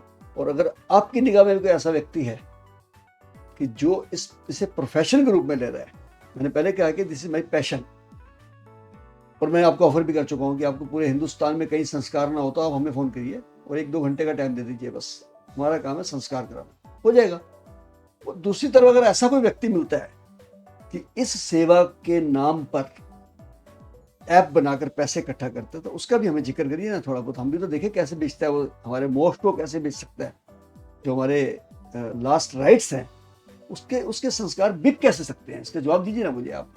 वो बात अलग है कि कोविड के भयानक समय में ये सारे रिचुअल लोग भूल गए, कंधा देना, मुखाग्नि देना, अस्थियां उठाना, क्रिया करना, कहाँ किसके पास टाइम था और कौन पास आ रहा था। लेकिन वो तो एक कहर का समय था और उसने हमें बहुत कुछ सिखाया भी। लेकिन ये जो पीएचडी चैम्बर वाला हादसा है, बिल्कुल सच है ये आपने कही है बात, और इसमें हमने अपने कामयाबी पा ली। बहुत ही अच्छी बात है कि अगर इस तरीके से कोई जो हमारा मोक्ष का अंतिम संस्कार है उसमें अगर कोई मोनेटाइज कर रहा है, जो कि सर्विसेज फ्री में आपने बताया महाराष्ट्र गवर्नमेंट लकड़ी 3 कुंटल तक लकड़ी फ्री में प्रोवाइड दे कर रहे रही है, तो ये तो बिल्कुल बहुत ही बड़ा आपका इनिशिएटिव है और लाखों लोगों की मदद आप ऑलरेडी कर चुके हैं और कर रहे हैं। एक बात मुझे बीच में निकल के आती है कि आप अंतिम संस्कार करा देते हैं, लेकिन सनातन धर्म में ये है कि उसकी जो एशेज होते हैं उसको हम लोग लेके जाते हैं, हरिद्वार लेके जाते हैं, हाँ, बनारस अपने लेके जाते अपने हैं। अपनी सोच है। जैसे हमारे पंजाबियों में, सिखों में कीर्तपुर साहब जाते हैं पंजाब के, हाँ, और जो सनातन को मानने वाले लोग हैं वो गंगा जी में प्रवाहित, गंगा जी में। वो चाहे हरिद्वार हो, चाहे छोटी गंगा हो, चाहे गढ़गंगा हो। हम्म, तो हम क्या करते हैं, जितने बच जाते हैं अस्थियां, यानी जो बेचारे लेके नहीं जाते हैं, असहाय लोग हैं, गरीब है, लावारिस है, या जैसे कोविड में बच गई थी 3-4 हजार, हर महीने मेरा बेटा ज्योतजीत उन सबको कलश बना के, बकायदा कलश में रख के विधिवत हरिद्वार में जाके प्रवाहित करते हैं। हमारी सैकड़ों वीडियो हैं फेसबुक पे, और आज तक मुझे नहीं लगता कि हमारे शमशान में 10 भी ऐसी पड़ी हो, सारी हम प्रवाहित करते रहते हैं हर महीने जाके। बहुत ही ये और बड़ा। ये अब से नहीं कर रहे, 29 साल से कर रहे हैं। इसके लिए भी किसी को कोई पैसे देने की जरूरत नहीं है। अगर किसी को पूरे देश में ऐसी जरूरत चाहिए, फ्री में देंगे हम। हमारा काम है उसको पिक करना, हमारा काम है उसको प्रवाहित करना। 2018 में आपने एक पुलिस कंप्लेन की थी बॉलीवुड एक्टर नसरुद्दीन शाह के खिलाफ, तो उसके पीछे की क्या कहानी है? देखिए, मैं नसीरुद्दीन शाह का फैन हूँ। ओके। एक्टिंग में उनका जवाब नहीं है। उनकी वेंडर्स डे पिक्चर मैंने 20 बार देखी है कम से कम। ये बहुत अच्छे कलाकार है। लेकिन जो एक बात उन्होंने बोली कि मेरी पत्नी को कहना है कि इस मुल्क में रहने का दिल नहीं करता, सेफ नहीं है, तो वो बात मुझे बड़ी चुभी कि आप पैसा हमारे मुल्क से कमा रहे हो, फेमस हमारे देश से हुए, भारत के नाम से, तिरंगे के नाम से, और आप यहाँ पे अपने आप को सेफ कहते हैं। अरे भाई नसीरुद्दीन शाह जी, आप भी मिनोरिटी में, मैं भी मिनोरिटी में हूँ, मैं सिख भी हूँ। आपकी कम्युनिटी का भी देश के राष्ट्रपति बन चुके हैं APJ अब्दुल कलाम, हमारी कम्युनिटी के भी देश के राष्ट्रपति बन चुके हैं ज्ञानी जैल सिंह, प्रधानमंत्री बन चुके हैं मनमोहन सिंह, उपराष्ट्रपति बन चुके हैं मुस्लिम। तो भाई हमारे को इससे बड़ा मान सम्मान जो देश में, भारत में मिल रहा है, क्या किसी और देश में मिल सकता है? अरे आपसी झगड़े कहाँ नहीं होते, किस घर में नहीं होते, किस मुल्क में नहीं होते हैं। लेकिन इतनी बड़ी बात बोल देना। आप एक बात सोचिए कि जो बात नसीरुद्दीन शाह बोलेगा उसे दुनिया सुनेगी, क्योंकि एक एक्टर की आवाज में दम होता है, और एक फेमस एक्टर है आपकी इस बात को कहने से कितने लोगों के मन बदल गए होंगे, सोचिए। बिल्कुल। तो मुझे लगा, क्योंकि अब पोलियो के लोग इंजेक्शन नहीं लगवाते थे, अमिताभ बच्चन जी कहते 2 बूंद जिंदगी के लिए, सब बच्चा लेके चल देते थे। तो फेमस एक्टर थे ना। नसीरुद्दीन शाह जब ये बात बोल रहे हैं कि इस मुल्क के अंदर सेफ्टी नहीं है, रहने का दिल नहीं करता है, तो मुझे लगा कि मैं इनका फैन जरूर हूं, पर मैं इतनी बड़ी बात अपने देश के खिलाफ, ये बात मेरा बेटा भी बोलेगा तो मैं उसके भी खिलाफ, इसलिए मैंने उनकी पुलिस कंप्लेंट करी। जैसे शहीद भगत सिंह सेवा दल अभी काम कर रहा है, काफी लोगों के लिए काम कर चुके हैं, तो इसका फ्यूचर एक्सपेंशन प्लान क्या है आपका? अभी तक मैं और मेरी संस्था के लोग, मेरे टीम जो है, उन कामों को हमने किया जो पब्लिक की जरूरत थी और प्रशासन उसे नहीं कर पा रहा था। जिसमें सबसे बड़ा पहले तो निःशुल्क एम्बुलेंस। आज भी किसी बड़े हॉस्पिटल में आप फोन करिए कि मेरे घर में पेशेंट है, तो वो लेने तो आ जाएंगे, क्योंकि उनको पता पैसे लगाएंगे, उसके जोड़ेंगे पैसे। लेकिन उनकी डेथ हो जाए तो वापस छोड़ने का कोई साधन नहीं है उनके। वो कहेंगे अपनी शव वाहन मंगाइए, उस समय 10-10 हज़ार रुपये लगते हैं आज भी। तो मैंने 95 में ये बात का ज़रूरत को समझते हुए एम्बुलेंस भी बनाई, शव वाहन भी बनाया और निःशुल्क चलाया। फ्री दाह संस्कार का काम किया। लोग हैरान हो गए, अरे कब तक करोगे, कैसे करोगे? 17 शमशान घाट मैंने अडॉप्ट कर लिए, 70,000 डेड बॉडी को सेवा मिल गई। इसी प्रकार हमारे पास मोर्चरी बॉक्स है जिसमें डेड बॉडी 4 दिन खराब नहीं होती है। किसी के मेहमान ने बाहर आना है, कुछ है, तो रखते हैं 2-3 दिन में बॉडी। उसका किराया पर डे एक नाइट का 8,000 रुपये लगता है। साउथ दिल्ली में कुछ लोग उसे किराए पे देते हैं। तो मैंने आज से 15 साल पहले बनाया और फ्री देना शुरू किया। 40,000 से लोग ज़्यादा ने सेवा ली हमारे से फ्री में। इसी प्रकार एक हमारा प्रोजेक्ट है रक्तदान का। रक्तदान ये मैंने शुरू किया था 92-93 में। तब संस्था भी नहीं बनी थी शहीद भगत सिंह सेवा दल, 95 में बनी है। 106 बार तो मैं दे चुका हूँ जी ब्लड। आपका रक्तदान में कुछ रिकॉर्ड भी है? हाँ, मेरा वर्ल्ड बुक ऑफ इसमें रिकॉर्ड है अपना लंदन नहीं, world book of record London वाली में। World book of record London में मेरा नाम है। 2019 में मुझे डोनर सिंह की खिताब दिया गया World Blood Transfusion Council, National Blood Transfusion Council और Delhi State Blood Transfusion Council की तरफ से, नाको की तरफ से। तो ये काम करते करते हमें लगा कि ये काम कुछ हटके थे। अब मेरे दिमाग में जैसे हमने पूछा फ्यूचर प्लान क्या है, तो आज के समय की दरकार को देखते हुए लाखों पेशेंट रोज दिल्ली जैसे शहर में किडनी के डायलिसिस सुविधा के लिए तड़पते हैं और हॉस्पिटलों में लाइन लगाते हैं। मुझे इस बात की खुशी है कि कुछ संस्थाओं ने, कुछ एनजीओज ने इस काम में इनिशिएटिव लिया है, लेकिन ये क्यों बहुत लंबी है। तो मेरे दिल में एक प्लान आ रहा है कि मैं 4 एम्बुलेंस के अंदर डायलिसिस मशीन लगा के डायलिसिस ऑन व्हील शुरू करना चाहता हूं। जो लोग डायलिसिस कराना चाहते हैं, साथ जाने वाला कोई नहीं है। मैं देखता हूँ अच्छे अच्छे पैसे वाले लोग खुद गाड़ी ड्राइव करके जा रहे हैं। अब कितना टफ प्रोसेस है डायलिसिस का। उसके बाद बेचारों की क्या हालत होती होगी डायलिसिस के बाद सारा दिन। वो गाड़ी खुद चला के जा रहे हैं, खुद आ रहे हैं। उनके घर के बाहर ही सुविधा मिल जाएगी तो उनको एक जीवन मिल जाएगा। बिल्कुल। लेकिन ये सेवा निःशुल्क नहीं होगी, मैं पहले बता दूं। हाँ, नो लॉस नो प्रॉफिट पे होगी। जैसे सपोज आज भी ऐसे लोग, कुछ प्राइवेट लोग भी ऐसी सुविधा दे रहे हैं, लेकिन वो 9 से 10 हज़ार रुपये एक सिटिंग का लेते हैं। वही काम 3,000 रुपये कर देंगे। और वो 3,000 भी किस बात के हैं कि doctor, technician, ambulance expenses, driver expenses, ये तो सारा चाहिए ना जी उसमें। बिल्कुल। एसी भी लगा होगा, सब होगा उसके अंदर। और 30 लाख की तो हमारी गाड़ी भी जाएगी वहाँ पे। बल्कि मुझे तो लोगों के फ़ोन आने शुरू हो गए हैं अभी से कि शंटी जी आप एक मशीन हमारी तरफ से लिख लीजिए, डायलिसिस मशीन लगाइए।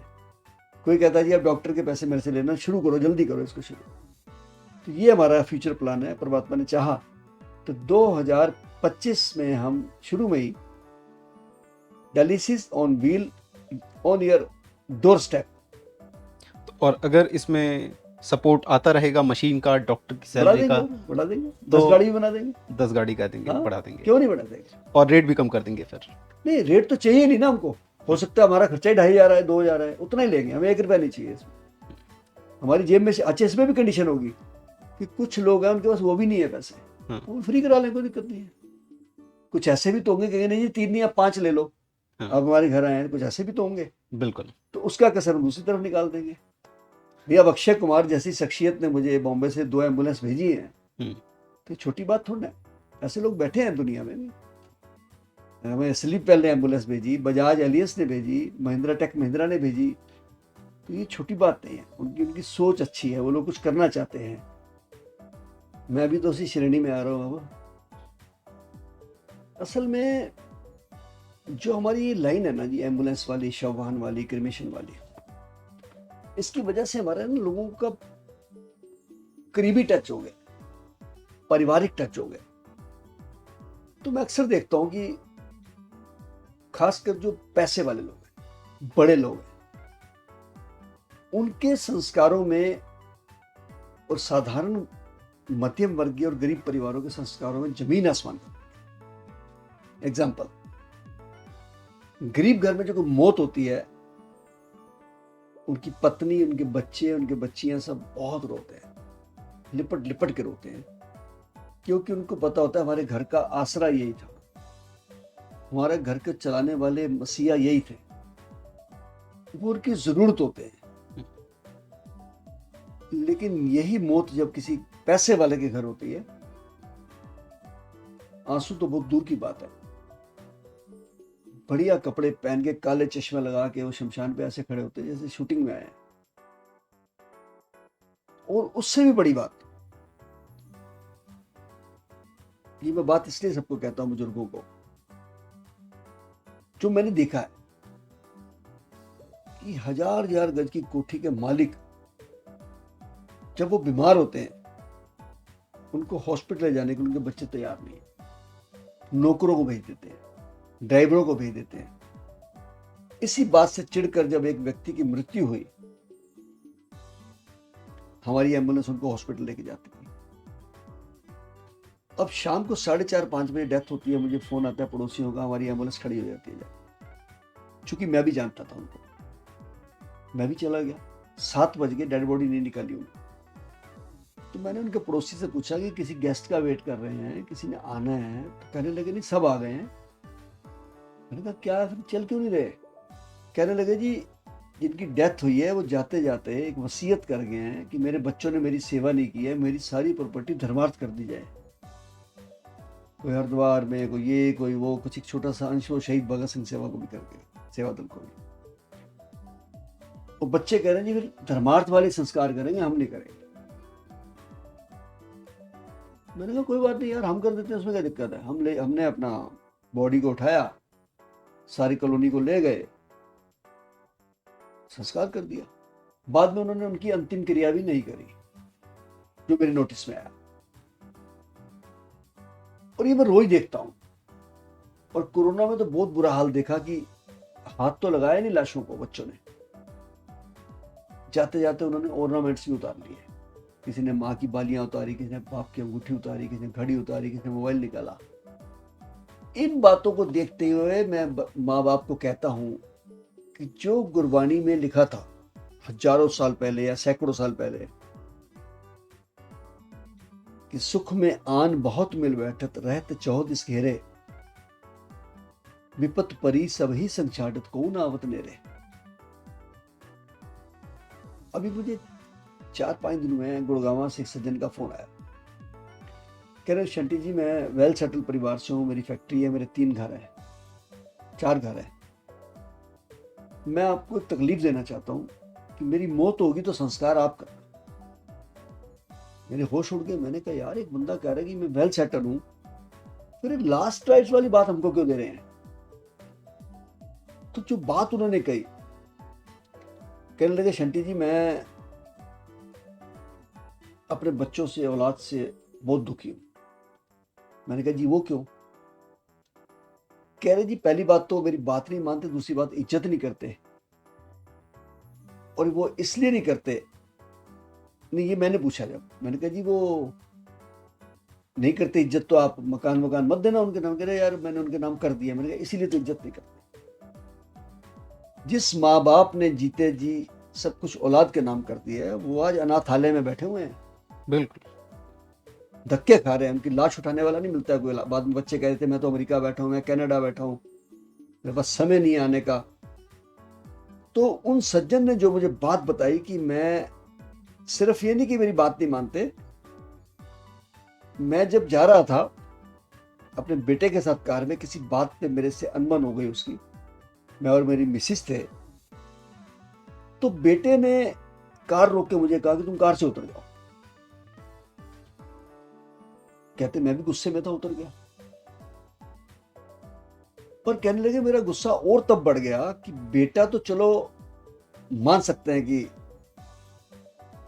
गुस्से में या लड़ाई में या चलो भी बिगड़ गया, लेकिन जिसके लिए मैंने सब कुछ किया, मेरी धर्मपत्नी उसके साथ बैठी, वो नीचे नहीं उतरी, वो बेटे के साथ चली गई। तो कहने लगा मैं तो अकेला रह गया, फिर तो मैं किसके लिए करूं? अब मैंने मन पक्का कर लिया है कि मैं बच्चों को कुछ नहीं दूंगा, पत्नी को कुछ नहीं दूंगा, और मेरा अंतिम संस्कार की राइट्स भी उनके पास नहीं होंगे, मैं शहीद भगत सिंह सेवा दल को देके जाऊंगा। शंटी जी आप करेंगे कि नहीं करेंगे?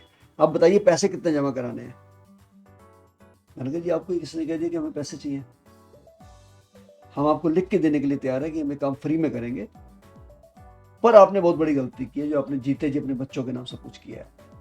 और ये बात मैं अभी एक डिबेट थी किसी बहुत बड़े चैनल की, वहां भी बोल के आया हूँ कि जिस माँ बाप ने अपने जीते जी सब कुछ औलाद के नाम कर दिया है, वो आज भी घर से बाहर है, कल भी घर से बाहर है, दवाई के लिए भी तरसेंगे। जितने अनाथालय सीनियर सिटीजन होम है ना, यहाँ आपको गरीब वर्ग का व्यक्ति नहीं मिलेगा, सब पैसे वालों के बच्चे मिलेंगे। इवन देन IPS IAS के माँ बाप वहाँ पे हैं, मेरे पास मैं जाता रहता हूँ वहाँ पे अनाथालय के अंदर।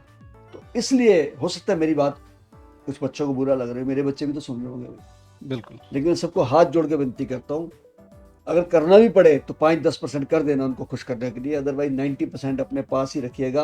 अगर मेरी बात बुरी लगी तो माफ़ कर दीजिएगा, लेकिन मैं बहुत प्रैक्टिकल बात कर रहा हूँ आपसे कि आप अपने आप की अगर इज्जत कराना चाहते हैं समाज में, घर में, परिवार में, बिरादरी में, ये तब तक इज्जत है जब तक सब कुछ आपके पास है, नहीं तो फिर इज्जत भी नहीं है, सेवा भी नहीं है, धक्के भी खाओगे, अनाथालय में भी जाओगे और आपकी लाश उठाने के लिए भी 4 कंधे पड़ोसियों के आएंगे, ये भी निश्चित है। इसलिए मैं क्षमा चाहता हूँ, हो सकता है मेरी बात आपको बुरी लगी हो, लेकिन मैं अब बात दिल से क्या। शंटी जी अगर मैं कमेंट की बात करूँ, अगर मैं देखूँ फेसबुक पे, सोशल मीडिया पे, तो आपको काफ़ी धमकियाँ दी जाती हैं, आपके कौम के लोग ही आपको धमकी देते हैं। मैं अगर बोलूँ तो अक्सर करके खालिस्तानी जो है कम्युनिटी, वो आपको काफ़ी धमकी देती है, तो इसके पीछे क्या है? देखिए हम देश में, भारत में पैदा हुए और ये भारत पे हमारा जन्म सिद्ध अधिकार है, क्योंकि जो खेती किसान ने की होती है ना, उस फसल पे उसका हक होता है, उनके बच्चों का भी होता है, उनके वंश का भी होता है। सबसे अगर धार्मिक बात करें तो गुरु नानक देव साहब से लेके साहिब श्री गुरु गोविंद सिंह उनके साहिबजादे, गुरु नानक देव साहब ने अपना प्रचार धार्मिक, सामाजिक, लंगर, ये सब भारत से शुरू हुआ, भारतवासियों के लिए हुआ। वो पता लगा कि गुरु नानक देव साहब मक्का मदीना भी गए, सब जगह गए, वो भी शिक्षा देने। गुरु तेग बहादुर साहब की कुर्बानी होती है चांदनी चौक में, औरंगजेब कहता है कि इस्लाम कबूल कर लो, कश्मीरी पंडित आते हैं गुरु तेग बहादुर साहब के पास, हमारी बच्चियों को उठा के ले जाते हैं, तो गुरु तेग बहादुर साहब ने कहा कि किसी बड़ी शख्सियत को कुर्बानी देनी पड़ेगी। गुरु गोविंद सिंह जी ने जब कहा कि अपने फादर साहब को, गुरु तेग बहादुर साहब को, कि आपसे बड़ी शख्सियत कौन हो सकती है। देखिए एक पिता को बेटा कह रहा है, और उनकी शहादत हुई चांदनी चौक शीशगंज साहब गुरुद्वारा में। जंग के मैदान में गुरु गोविंद सिंह साहब के बच्चे शहीद हुए, नियों में चुनवाए गए 2 बच्चे, 4 साहिबजादे। ये किस लिए हुआ? सब भारत देश के लिए। ये तो मैं धार्मिक पक्ष कह रहा हूं। दूसरी तरफ आ जाते हैं, पार्टीशन से लेके आज तक, चाहे वो 1947 का जंग हो, चाहे वो करगिल का जंग हो, चाहे वो ब्रिटिश टाइम का हो, सजाए काले पानी का, 90% फांसियां जो हैं वो सिखों को मिली है। अगर सिखों के चैप्टर को हटा दिया जाए तो फ्रीडम मूवमेंट ही खत्म हो जाती है। भगत सिंह, करतार सिंह सराबा, उधम सिंह, ऐसे सैकड़ों वीर हैं जिनके बिना फ्रीडम मूवमेंट बेकार है। हुक्का मूवमेंट, 10-10 साल के बच्चे तोप के आगे खड़े हो गए। इसलिए, और हमने भी तिरंगे में जन्म लिया है जी, तो हमारा तो प्यार तिरंगे से ही होगा। एक ऐसा शख्स जो अमेरिका में बैठ के, वो एक पन्नू नाम का जंतु है कोई वहां पे, वो सिखों को आदेश देता है हमको सबको, आप एयर इंडिया में बैठना बंद कर दो जी, आप भारत के खिलाफ बोलो जी, आप तिरंगा हटा दो जी। अरे भाई तू होता कौन है बोलने वाला? हम तो अपने गुरु साहब की बात मानेंगे ना, जो हमने देखा है अपनी कौम को। गुरु साहब ने कहा था कि 1.25 लाख से एक लड़ाऊं तभी गोविंद सिंह नाम कहूं। तो तुम्हारे जैसे नकली लोगों के लिए थोड़ा कहा था तुमको तो टूडो फाइनेंस करता है, आईएसआई फाइनेंस करता है, और आप कुछ भी बकवास कर देते हो वहां बैठ के। लेकिन हमारी कम्युनिटी के लोग जो छोटे छोटे शहरों में बैठे हैं, वहां के लोग तो यही सोचते हैं ना कि ये भी सिख है और वो भी सिख है। असर कहाँ का पड़ता है, जरा सोचिए इस बात को। बिल्कुल। उनके धंधे में पड़ता है। अभी हमारे तो आपस में बच्चे बटे हुए हैं, हमारे देश में बच्चे बटे हुए हैं, बिजनेस बटे हुए हैं। तो हम कैसे ये बोली बोल सकते हैं जो आप बोली बोल रहे हैं? पहली बात तो मेरी है, हम उनकी खिलाफत करते हैं सरेआम। मेरा बेटा तो तख्ती लेके से no to Khalistan India gate पे खड़ा हो गया, तो इनकी धमकियां आनी शुरू हुई। अभी पीछे मुझे फोन आया, कनाडा से आया, लेकिन वो था नंबर थाईलैंड का कहीं का।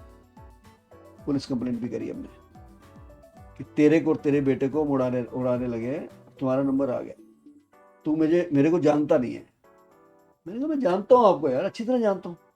आप वही लोग हैं ना जो 84 के दंगे के बाद, कत्लेआम के बाद छुप के बैठ गए थे। आज तक उनके कातिल सरेआम घूम रहे हैं। भाई क्या कर लिया आपने? पंजाब एक मिसाल थी, जो फसल के मामले में, जवानी के मामले में, खूबसूरती के मामले में, सारा पंजाब तबाह हो गया। क्या कर लिया आपने? आधे से ज्यादा बच्चे वहां फॉरेन कंट्री चले गए हैं, सिक्की छोड़ के। नशा वहां पे चरम सीमा पे है। लड़के तो क्या, लड़कियां भी पी रही हैं नशा वहां। क्या कर लिया जी आपने? और सबसे बड़ी बात, धर्म परिवर्तन। सिखों को वहां पे धर्म परिवर्तन कराया जा रहा है सरेआम। देखिए, मैं किसी धर्म की वो खिलाफत नहीं कर रहा हूं, वो अपने धर्म को कैसे भी चलाए। लेकिन जब हमारा कोई सिख इस वेशभूषा में रह के, ताज पहन के, और उनका प्रचार कर रहा है क्रॉस पहन के, ये हमें कबूल नहीं है। ये हमें बिल्कुल कबूल नहीं है, क्योंकि हमारी कौम मरजीवड़ों की कौम है, जिंदा कौम है, एकदम मुर्दार नहीं है हम। तो भाई अगर आप खालिस्तानी का नारा लगाते हैं तो वहीं लगाइए। उस 500 गज में हम, आप क्या कहाँ बनाएंगे खालिस्तान? 500 किलोमीटर के अंदर पंजाब से लेके। तो पंजाब वाला चाहता कौन है आपके खालिस्तान को?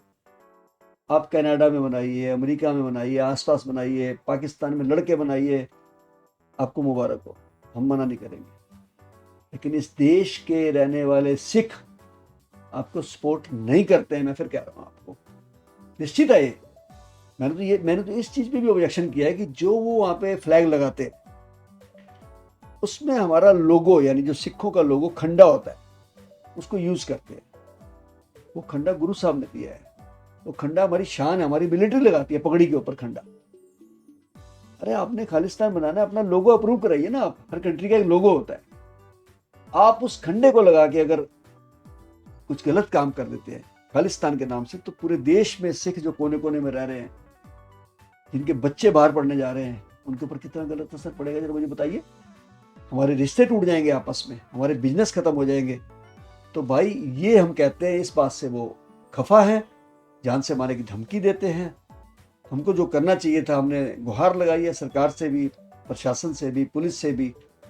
अगर उनकी इच्छा होगी तो हमारा ख्याल रखेंगे। हम तो, हमारा तो वही भगत सिंह वाली बात है कि हम जिएंगे और मरेंगे या वतन तेरे लिए, दिल दिया है जान भी देंगे या वतन तेरे लिए। मैं और मेरा बेटा ज्योतिजीत एक ही बात कहते हैं सबको कि हमारा सेवा जो है, इसी को लेके चलते हैं हम। आप जितनी धमकियां दे सकते हो देते रहो, किसी की मौत जब तक आई है उससे पहले कोई मार नहीं सकता उसको। निश्चित है बात है, ये निश्चित बात है। और उनको हमारी ये सेवा बुरी लगती है, क्योंकि मुझे याद है कोविड के समय में एक फ़ोन आया था मुझे कि शंटी जी आप मुसलमानों का भी संस्कार कर रहे हैं, दाह संस्कार, सॉरी, दफन कर रहे हैं, आप क्रिश्चियनों का भी कर रहे हैं।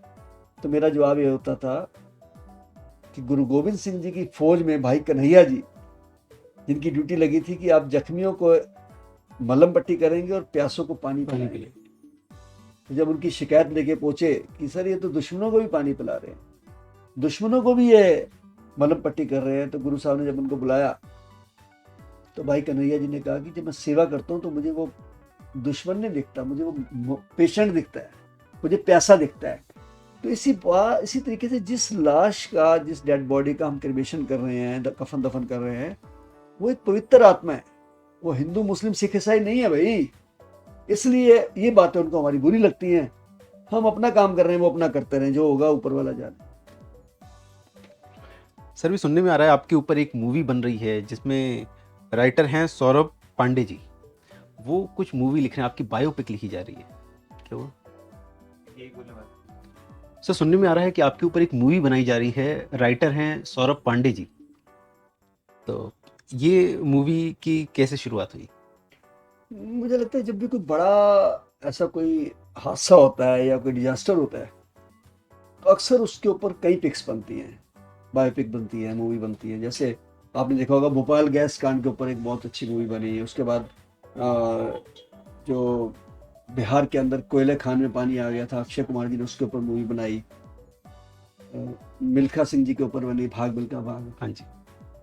तो ऐसी पहले तो महेश भट्ट जी के दिमाग में आया कि सीरीज बनाई जाए, तो उन्होंने एक पहचान बनाई कि दुनिया में सिख जो हैं अलग अलग फील्ड में कौन अच्छी पहचान बना रहे हैं। तो 13 लोग चुने, तो उसमें मेरा भी आ गया। तो वो सोनी लिव पे चल रहा है मेरा कार्यक्रम, आपने भी देखना हो देख सकते हैं, पहचान के नाम से महेश भट्ट जी का अनस्क्रिप्टेड शो है वो। ओके। उसके बाद मेरे पास अनंत कुमार जी आए, मेरे बेटे मनीष से मिले कि हम शंटी जी के ऊपर एक बायोपिक बनाना चाहते हैं। तो अनंत कुमार जी वो हैं जिनके जिला गाजियाबाद काफ़ी फेमस रही, डायरेक्टर है। सौरभ पांडे जी की कश्मीर फाइल के राइटर हैं। तो हुआ क्या कि मैंने एक ही बात करी, मैंने कहा कि उसमें मैं झूठे शॉट नहीं डलवाऊंगा, सच्चे डलवाऊंगा, फिर आपको बुरा लगे चाहे अच्छा लगे। क्योंकि जहाँ लोगों ने सेवा की, जहाँ डॉक्टरों ने सेवा की, एनजीओज ने की, वहाँ बुरे लोग भी सामने आए। तो अगर आप दम रखते हैं स्टोरी लिखने का तो फिर तब बढ़ाना, नहीं तो मैं साइन नहीं करूँगा। तो बात किया, मेरी बातें मान ली उन्होंने, काम चल रहा है स्टोरी पे। तो ऊपर वाले ने चाहा तो मिड 25 में वो मूवी आ जाएगी। तो बहुत सिर्फ कोविड पे आधारित नहीं होगी, उसमें बहुत कुछ डाला जाएगा मसाला भी, क्योंकि पिक्चर खाली एक टॉपिक को लेके नहीं चलते, कुछ कुछ उसमें अलग अलग भी डाला जाता है। बिल्कुल। लेकिन मेरी जीवनी बचपन से लेके और अभी तक की सारी उसमें लिखी जा रही है।